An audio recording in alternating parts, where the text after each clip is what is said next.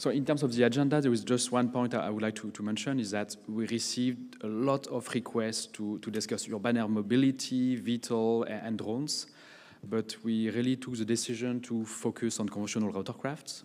Otherwise, we will not have found a room big enough in Cologne for all these people.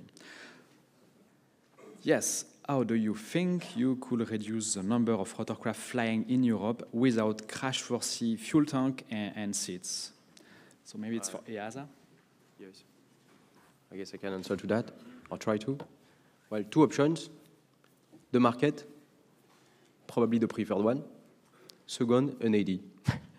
I'm blunt. And we are already studying some of them on some of the models, which are highly prone to post-crash fires.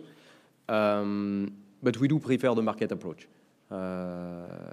Or the consensus with also OEMs to say, okay, at the end of the day, cutting in productions, we go along with a change and fitting that. After, on the retrofit side, that's a much broader, I would say, issue. And here also, the market would be much more efficient to do so. That's why we want to develop the safety rating scheme. Because obviously, fuel tank crashworthy and seat crashworthiness will be definitely part of the rating, safety rating. And if you don't have these features, don't expect to be a 5 stars like your car, probably a 2 or a 1 star to start with.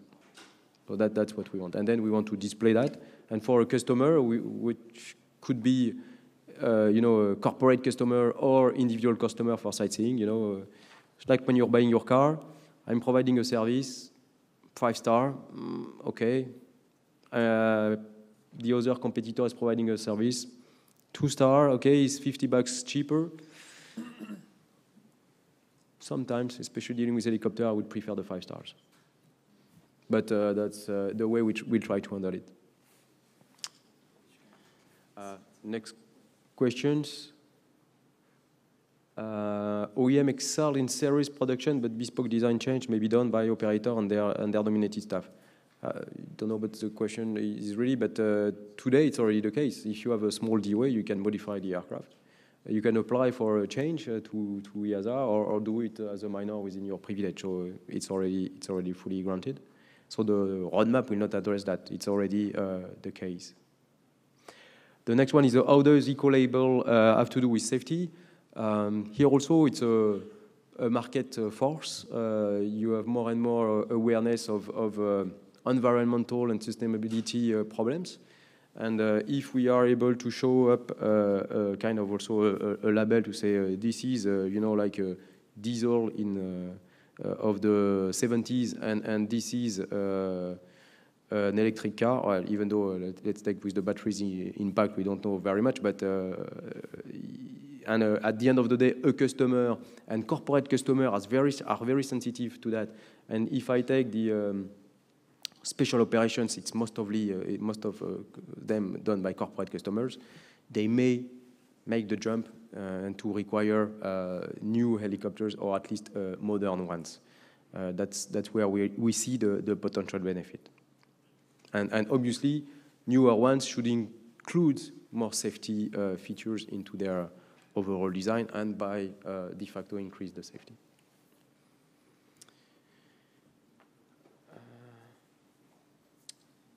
Promoting and facilitating to operate with 2 pilots could provide a great step change in safety. Will this be part of EASA rotorcraft safety roadmap? I think if we say if we want to reduce the cost of operations, it's today with single pilot, it's already there. We will put all options on the table and together with EHA and other associations. But that's something we could include and at least evaluate, I would say. I'm checking if we have questions for the FAA or EHA. Yes, sorry. It seems that my presentation was very popular. Thank you for that. How can we participate to the working group? Actually, the working group is closed. We just hand over the work. Now, what it means that for all the streams, the work streams I've mentioned, there will be groups, and we'll make some call of interest via the associations, for instance, and then you will be able to participate, and everybody is welcome to do so. And there is my request again, please participate. Please be volunteers to contribute. Otherwise, this cannot be done, and nothing will change for you. Exactly. If you want to have changes, if you are not part of it, it's very difficult to drive it. Continued aviation education for nominated persons. Is this, oops, where it is this for rotor wing only? Is this proposal for which nominated persons, flights, ops, ground, ops, airworthiness? So that's a good question. Actually, the concept could be applied to the entire aviation industry, including fixed wing and stuff like that. What we do think is that, as I mentioned, the rotorcraft industry is very well suited for experimentations. So we could have, with an agreement, not going via the full rule-making stuff all around the place, as a community say, okay, we jump on board, we agree to that, let's define a framework together outside of any regulatory stuff, light one, and see if it works. And then evaluate the feedbacks. Based on the feedbacks, decide to go for a wider approach or cancel it because it proved to be not very useful. So all this is the intent, and as I said, that's why we do think the helicopter environment, industry, community is the perfect one to try and see.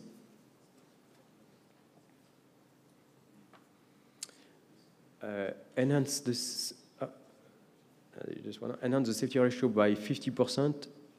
It's moving. Sorry for that. Okay, but based on what kind of reference? Flight hour, size of the fleet, type of operations.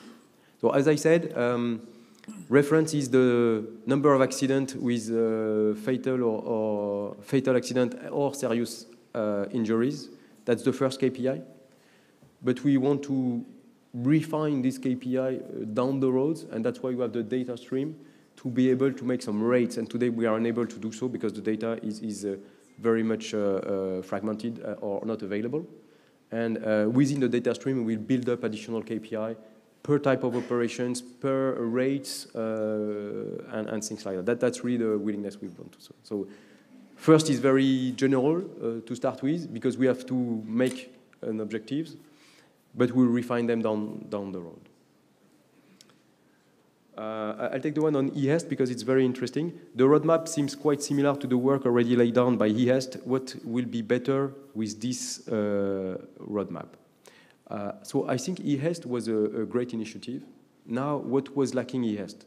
It was lacking the leadership and the commitment from senior executives. You can do whatever you want at working level. If you don't have the budget allocated, the resources allocated, you will do the best with what you have. What we have tried to set up with this roadmap is to elevate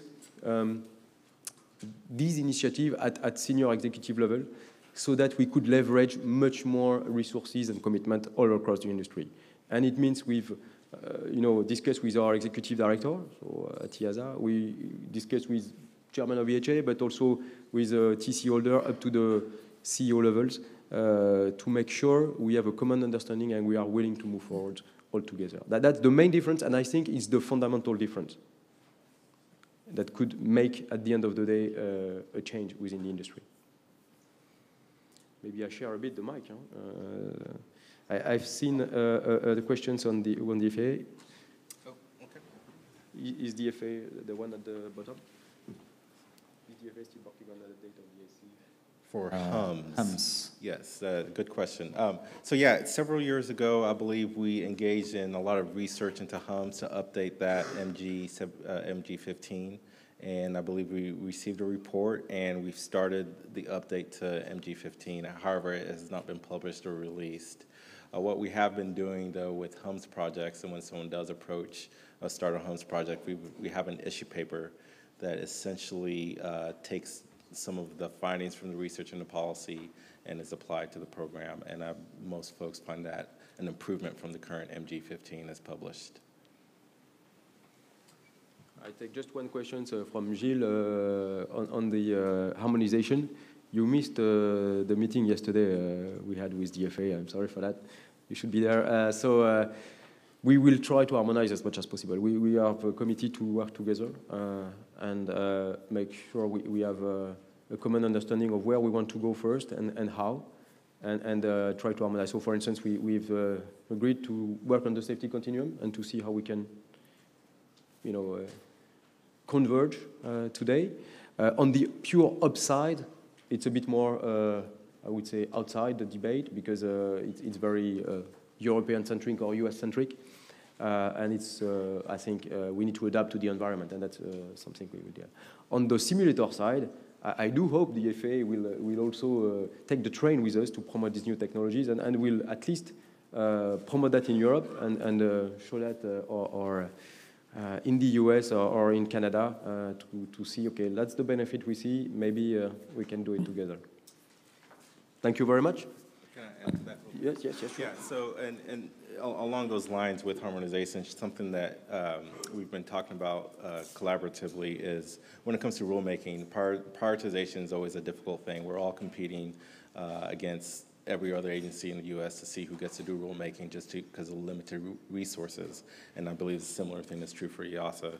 And so when we talked about the roadmap for prioritizing Part 27, Part 29, with a joint roadmap, we're going to be able to leverage both authorities' rulemaking capability. So essentially, if EASA is able to implement a rule quicker than we can, they can lead that effort, and the FAA can just participate, and it's not on the books for us. And the same is true for us. If we can get approval for a rulemaking package, EASA would be participating with us. So essentially, we're trying to leverage both authorities' ability to make some rules to harmonize Part 27 and Part 29. Thank you. So we have overshot the 10 minutes question and answer session. Thank you very much to the presenter of this morning session. Thank you for all your questions.